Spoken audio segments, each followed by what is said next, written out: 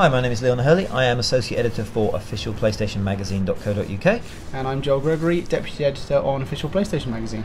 Now this is God of War Ascension, not God of War 4. Now we're looking at the multiplayer here, which is probably a more contentious new feature, although I'm warming to it the more I see it. Yeah, agreed. I sort of felt a bit like I did when I heard about Bioshock multiplayer and Assassin's Creed multiplayer the first time, i.e. single player games that don't need multiplayer, but as with both of those, this looks like it might be quite fun.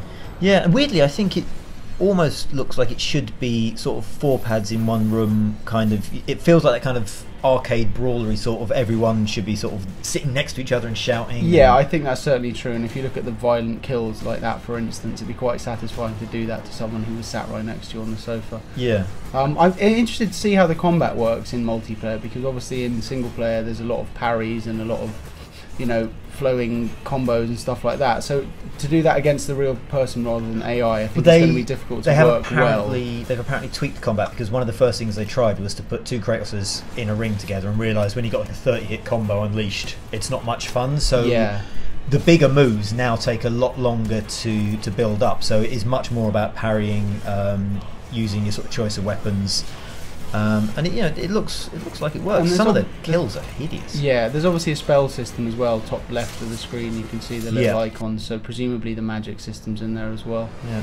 Now this is the more traditional stuff. The single player. Well, that was a new sort of time bending power we'll see in a moment. Yeah, it's kind of like a Red Faction-y thing, isn't it? Where you can rebuild stuff that's been smashed up previously to access levels and that kind of thing. And I really like this because it's very slightly more stylized than the last game, and I think the realism in the last game for me caused sort of problems because he's such an unpleasant person. When it's really realistic, it's really unpleasant. There's almost a kind of claymation look to when you get close up in the faces and stuff. Yeah, I don't really see that as much as other people. I know a lot of people have said that, and I kind of get it, but it still looks reasonably like polished and realistic like the other games. It does look lovely though, but then these games always do.